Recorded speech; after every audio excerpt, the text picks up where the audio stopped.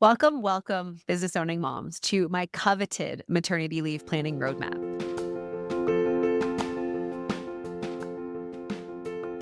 Let's talk data today, shall we? I have been in operations for almost 10 years now. And one of the biggest challenges that I find is that folks just don't even know what they don't know about their metrics, about their data, what to look at, how to look at it, what cadence to look at it, what, red flags fly.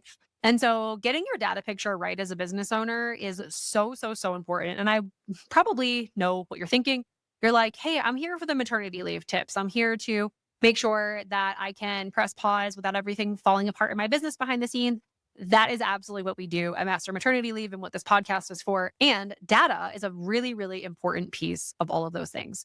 And here's why. So I'm going to tell you a story first, and then we'll get into the nitty gritty details. So I used to keep basketball stats. My friend Kara and I, when I was in high school, we, would sit on the sideline the side of the court. Honestly, you can tell I'm very, very removed from this season of my life. But we basically would keep the basketball stats. And the important thing I think here is that there were three levels of stat keeping. There was like an official stat keeper. Then there was Kara and me who kept the stats for the team that we were supporting. So our high school boys team. And then there was two additional stat keepers on the other side. So there were three pieces coming in that basically got put together, pushed up against each other, checked for accuracy. And then we ended up with the master stat that we all kind of took down at the end, right? So if somebody had a fudge in the numbers or if something was missed, we all made sure that we had accurate, exactly identical numbers. And then we would go back to the teams with those numbers. And so the reason why I tell you this story is because number one, it was like so overkill. Like I remember being like, oh my gosh, this is a lot of stuff. And we have 9 people keeping these stats. It really was 5. But we have a bunch of people keeping these stats. And how are we even going to be in a position where we can use this meaningfully? But as we went through the season and we gave the coaches the books, and they were just so thankful for this information because yes, you can be present during the game. And it's so important to have those numbers in black and white to be able to say, great, we clearly missed a ton of rebounds or we missed 17 free throws. And those things are what they're going to take into practice, right? They're going to work with their team on those particular misses. Or they see somebody is excellent at assists, right? They're like, okay, this person, if we put them in, they will absolutely tee somebody up to score. They're amazing at finding the man who's going to make the basket. That person is going to be the person that they put in when stuff gets tough at the end and maybe they're down by a couple points, right? So I share a lot of this because I do believe that we have these opportunities in our business, and running a business is hard. Like it's emotional. You've got a lot of things that you want to do. You want to make money. You want to support people. You want to be able to take time off from the business, and it takes a lot out of you. But I think where we all find the biggest challenges is knowing what decisions to make and when.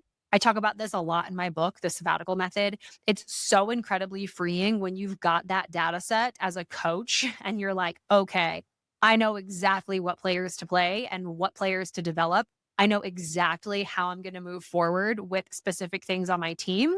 And it's so, so incredible. So creating that central scorecard and making sure that you, at the very least, know how many new eyeballs you're bringing in and from where. So what's the lead flow look like?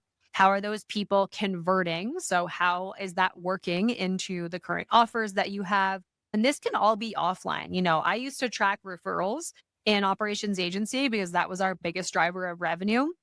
And it was just number of conversations with referrals.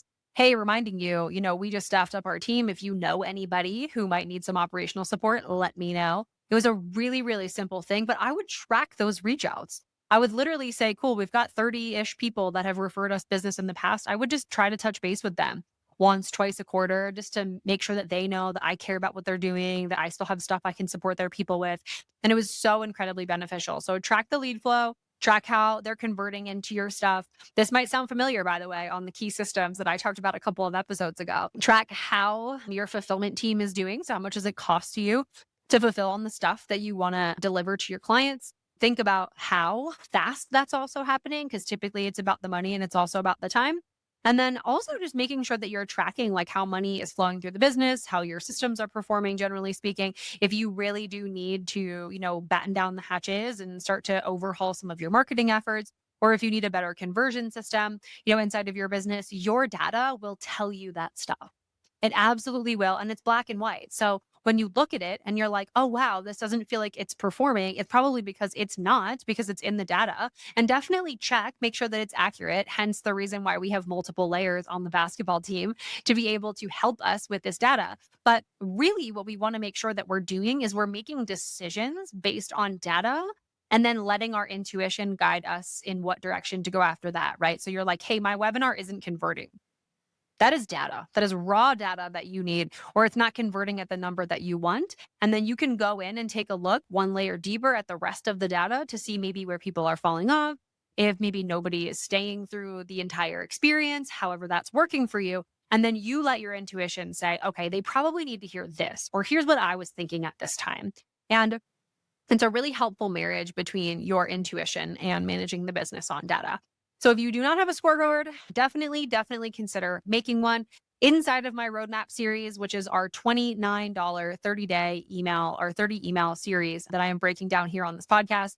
I have a template for you. We have tons of templates in our bond program. If you are planning maternity leave and you are a business owner, I can absolutely support you. So go over to mastermaternityleave.com/roadmap, get the $29 roadmap. You'll get all of the audio series. You don't have to wait for any more to come out. And you'll also get all of our templates. And if you're in a position where you want a community to support you, we meet every other week in Bond. And I have a full category of tons of different resources that you can implement into your business to be able to take a really impactful maternity leave without your business falling apart. So I am so grateful that you guys are here. I'm grateful that you're doing this work. Honestly, it's not easy, but it's very worth it. So getting your data picture firmed up is going to be an absolute lifesaver for you. And I thank you again for spending the time with me on the show. I hope that you're enjoying the series, and I'll talk to you soon.